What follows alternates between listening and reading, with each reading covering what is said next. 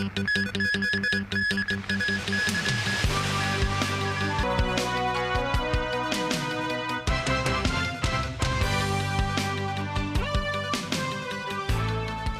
evening and thank you for joining us. The Israel-Iran conflict continued into a seventh day after Iran's supreme leader rejected U.S. calls for an unconditional surrender and warned any military involvement by the Americans would cause irreparable damage to them. Meanwhile, Bloomberg reported senior U.S. officials are preparing for the possibility of a strike on Iran in the coming days, citing people familiar with the matter. This comes as U.S. President Donald Trump continues to mold his response to the war. Danny Rao tells us more. An Iranian missile hit the main hospital in southern Israel early on Thursday, wounding people and causing extensive damage but no serious injuries. Israeli media aired footage of blown-out windows and heavy black smoke. Other missiles hit a high-rise apartment building in Tel Aviv and other sites in central Israel. At least 40 people were reportedly wounded.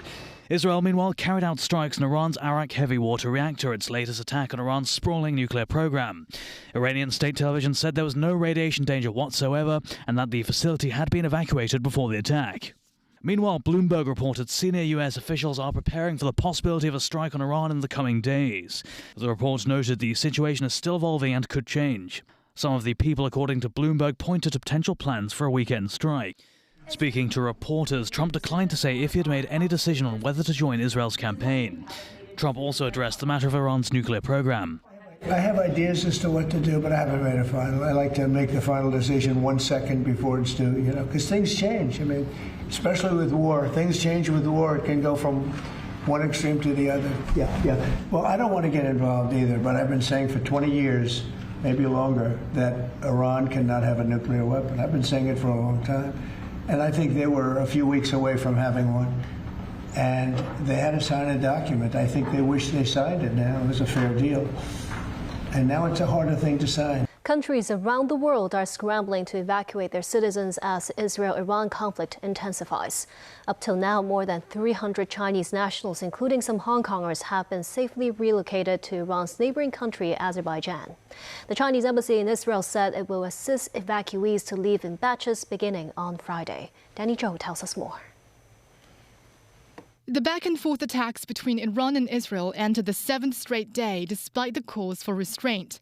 Thousands of foreigners caught up in the exchange of fire have rushed to flee from the two embattled countries. Around 700,000 American nationals reside in Israel, some of whom have dual citizenship. The U.S. ambassador to Israel said the embassy is working on dispatching evacuation flights and cruise ship departures for Americans wanting to leave Israel.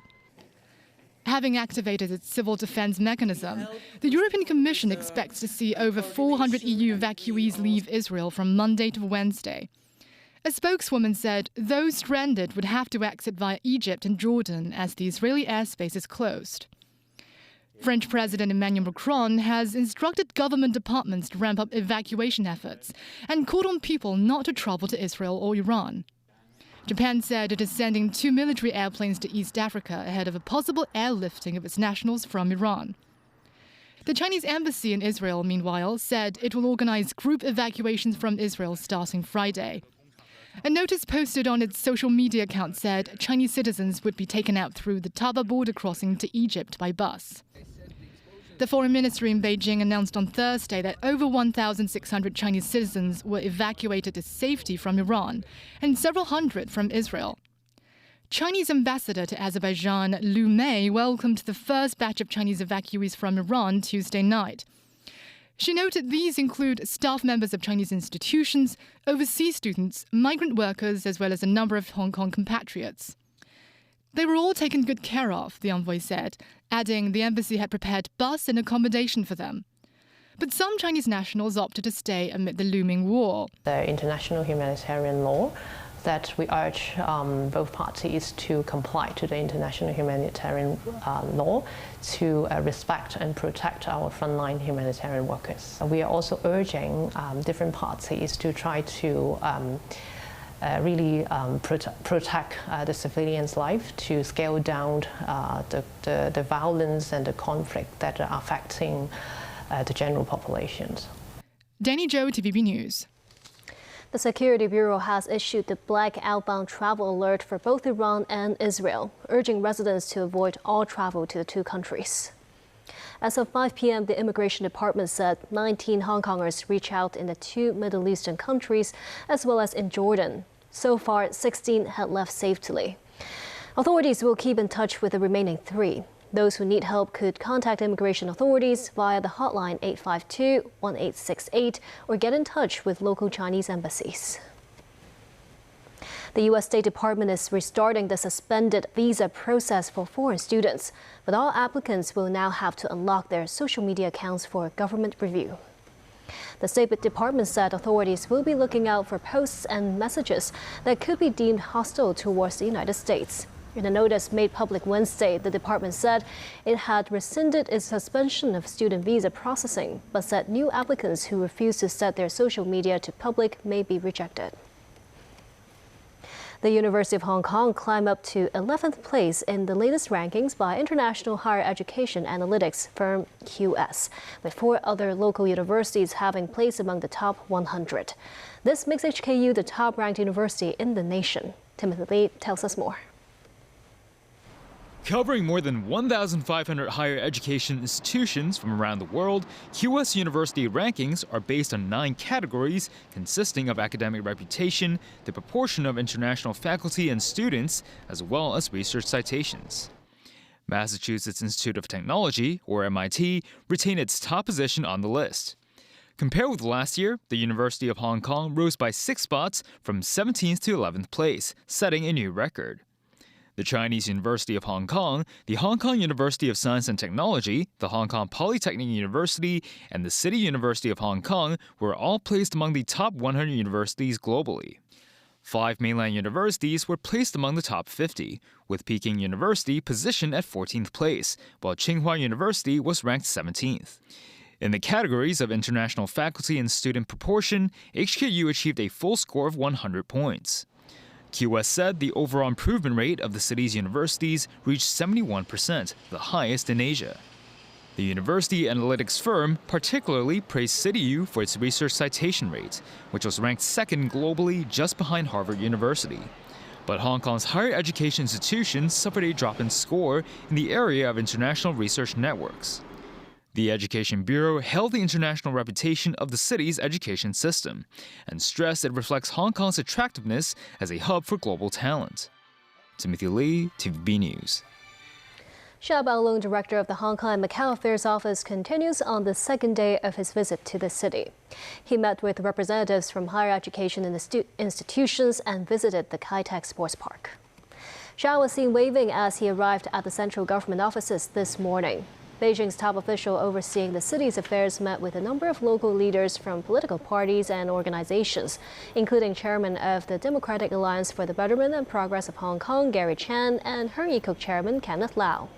During the afternoon, Xia met with representatives from higher education institutions, consisting of school presidents and board chairmen from 8 government-funded universities.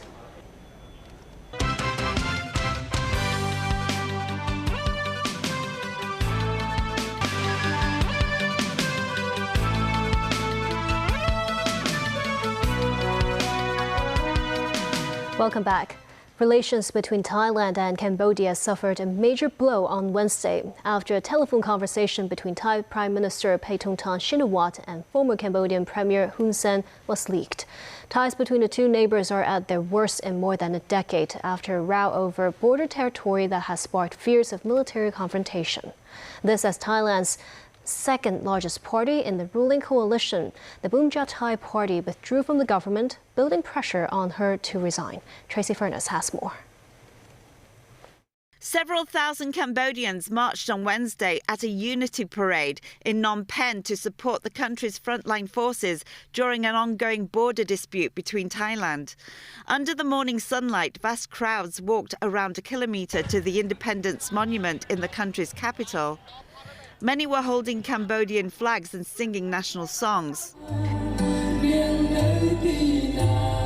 The event comes after a deadly clash in one of the disputed border areas between the two countries. An armed confrontation at the border on May 28th left one Cambodian soldier dead. The incident, which each side blames the other, reportedly took place in a relatively small no man's land along the border that both countries claim as their own.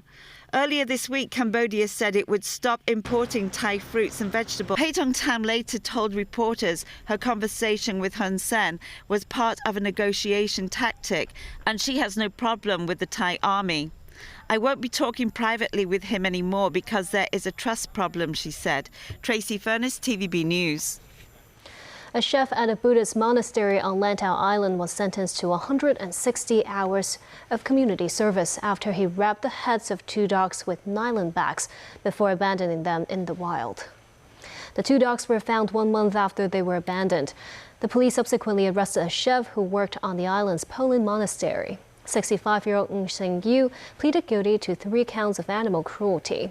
He said he decided to tie up the dogs as they would often come inside the kitchen and pose a hygiene problem.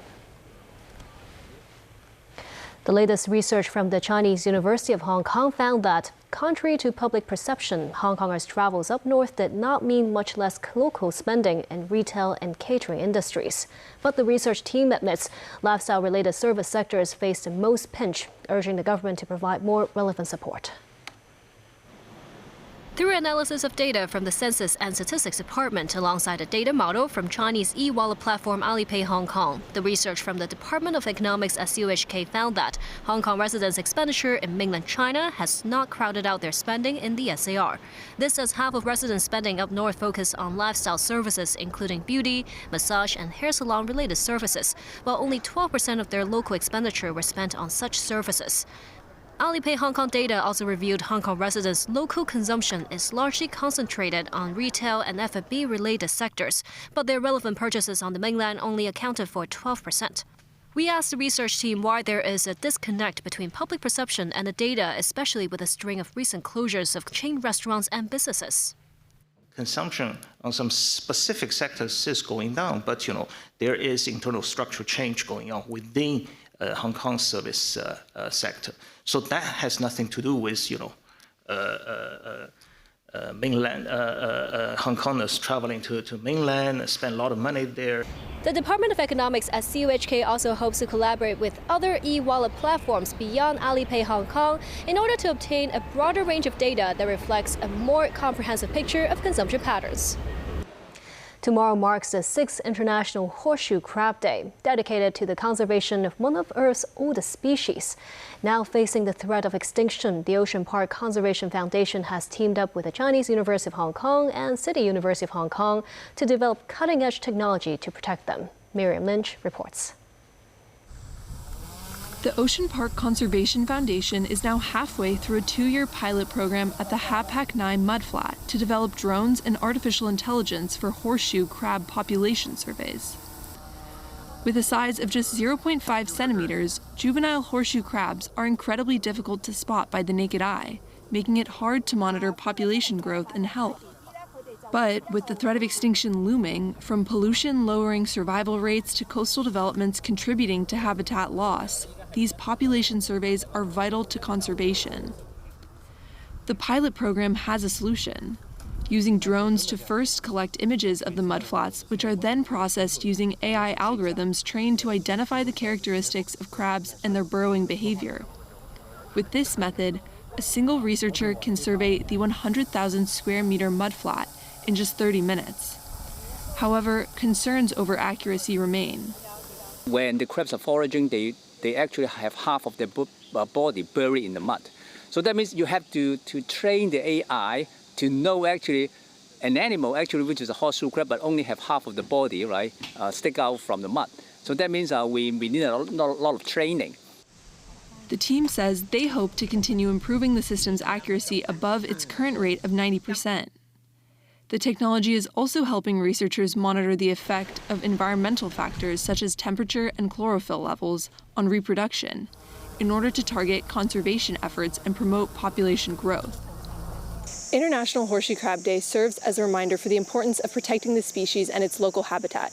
To celebrate the occasion, the Ocean Park Conservation Foundation encourages the public to participate in conservation efforts to help ensure the survival of horseshoe crabs for future generations. Miriam Lynch, TVB News. A construction company has developed an intelligent scaffolding monitoring system that sounds an alarm once the scaffolding becomes unstable or abnormal.